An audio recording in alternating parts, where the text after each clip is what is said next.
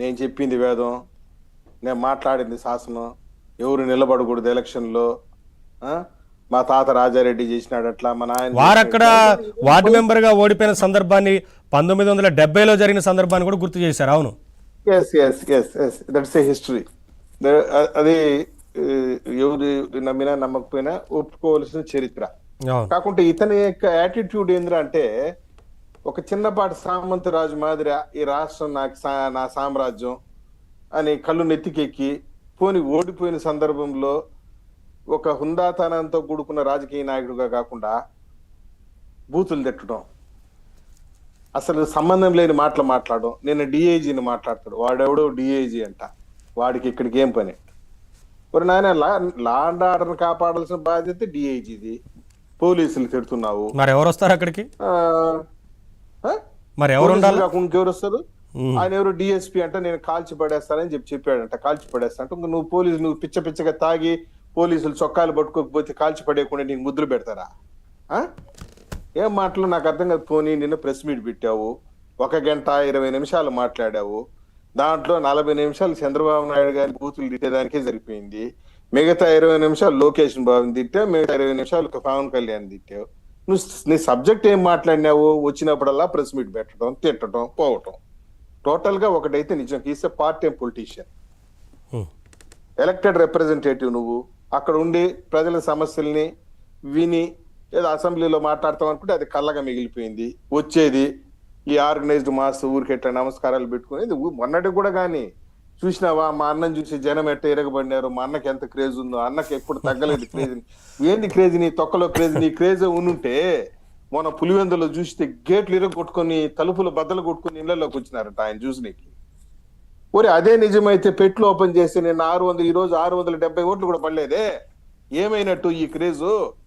ఏమైనట్టు ఈ తలుపులు పగలు కొట్టుకొచ్చిన ప్రజలు?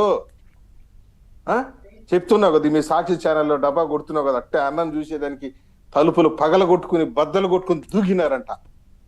మరి ఈ బద్దలు కొట్టి దూకొచ్చిన ప్రజలు ఎక్కడికి పోయినారు? టోటల్ గా ఒకటైతే ఒప్పుకోవాల్సిన నిజం సార్, అతని గ్రాఫ్ టోటల్ గా పడిపోయింది. పార్ట్ టైం పొలిటీషియన్, ఎక్కడో ఎలహంకల ఉంటాడు.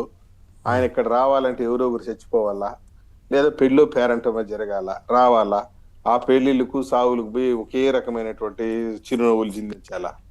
ఇంకా జనం అన్న అన్న అని ఎగరాలా, సీఎం సీఎం అని ఎగరాలా. ఆ తర్వాత ఏదో ప్రెస్ మీట్ పెట్టాలా, చంద్రబాబు నాయుడు తిట్టాలా, లోకేష్ బాబు తిట్టాలా, మళ్ళీ హెలికాప్టర్కి ఎలహంకాకి వెళ్ళిపోవాలి. అంతే తప్పించి వాట్ ఈస్ పార్టీ నేతలకు కార్యకర్తలకు టాస్క్లు ఇవ్వాలా? పార్టీ నేతలకు తెలుసు, వాళ్ళకు కూడా తెలుసు, అవినాష్ రెడ్డి కూడా తెలుసు ఇది ఎత్తిపోయే కంపెనీని, ఇది గెలవదు. కాకుంటే ఏదో ఇక్కడ ఉన్నాడు, ఫ్యాక్ట్ కాదని చెప్పమనండి అవినాష్ రెడ్డిని. ఇప్పుడు మొన్న సతీష్ రెడ్డి వీళ్ళంతా పోయినారు, డిఎస్పీ పోయి డిఎస్పీ మీద రచ్చ చేస్తున్నాడు. ఎందుకు రచ్చ చేసేది? ఎందుకు అడబోయి? నువ్వు అధికారంలో ఉన్నప్పుడు ఏ రోజు కాదు సార్, అసలు ఎవరి నుంచి ఎవరికి రక్షణ కావాలి? అవినాష్ రెడ్డి గారు పోయారంటే ఇప్పుడు నేను ఒకటే చెప్తున్నా, డెమోక్రసీ ఎప్పుడు ప్రివైల్ అవుతుందంటే, what is the pillar of democracy? ఎలక్షనే కదా. అసలు ఆయన చూసి భయపడ్డారు అనుకుంటారా ఈయన అవినాష్ రెడ్డిని చూసి? ఎందుకంటే వివేకానంద రెడ్డి గారి ఆ కేసు గుర్తొచ్చి ప్రజలు. సార్ ఒక విషయం చెప్తాను సార్, చూడండి సార్, ఈ జనరేషన్ లో భయం అనే పదానికి మీనింగ్ లేదు. నో భయం, గివ్ రెస్పెక్ట్, టేక్ రెస్పెక్ట్. రాజారెడ్డిని చంపిందంతా కూడా చిన్న చిన్న గ్రామ స్థాయి నాయకులే చంపేశారు. నేను పెద్ద నాయకుడు రాష్ట్రంలో నాకన్నా పెద్ద లేదు అనుకున్నటువంటి రాజారెడ్డి ఎవరి చేతులు చేరిపోయిన చిన్న చిన్న గ్రామ స్థాయి నాయకులు తిరగబడినారు. ఏంది ఎన్ని రోజులు భయపడతానని చెప్పి అయిపోయింది. భయం పదం లేదు, ఇప్పుడు ఆ పరిస్థితి లేదు. Give respect, take respect. చిన్నోడైనా గౌరవించాలా, పెద్దోడైనా గౌరవాన్ని పుచ్చుకోవాలా. సరే, ఎవరైనా ఏదైనా ఫ్యాక్షన్ రాజకీయాల్ని ఎవరు ఎంకరేజ్ చేయరు కదా. మేము కూడా ఎంకరేజ్ చేయలేదు కదా ఎప్పుడు. We did not encourage factionism. మా ప్రభుత్వ హయాంలోనే ఫ్యాక్షనిజం సాచురేషన్ మోడుకు వచ్చింది. ఫ్యాక్షనిజాన్ని మనం ఎంకరేజ్ చేయలేదు కదా.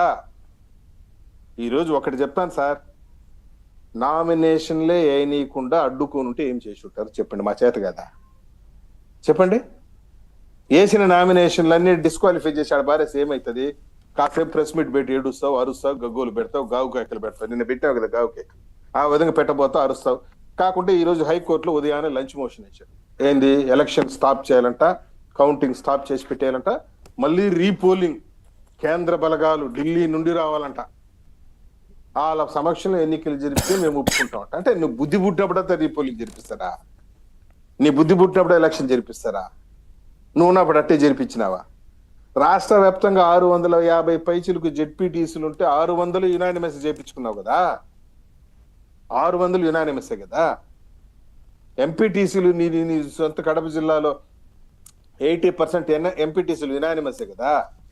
ఒకనొక సందర్భంలో పుంగునూరులో అయితే క్రిస్టల్ క్లియర్ గా 5 జెడ్పీటీసీలు, వార్డులు, జెడ్పీటీసీలు, ఎంపీటీసీలు అన్ని క్రిస్టల్ క్లియర్ గా. సరే, అవును, మీరు చెప్పినట్లుగా గత ఎన్నికల పరిస్థితి చెప్తాను, నేను కంప్లీట్ చేస్తాను చూడండి. ఆ విధంగా జరిగితే పెద్దిరెడ్డి రామచంద్రరెడ్డి గారు మీటింగ్ పెట్టి చెప్పాడు అనమాట. ఒక కౌన్సిలర్ ని తిట్టాడు. అతను, రేయ్ నువ్వు కష్టపడి ఎన్నికలు గెలిచుంటే తెలుస్తుందరా దీని విలువేదు, నేను గెలిపిస్తే గెలిపించిన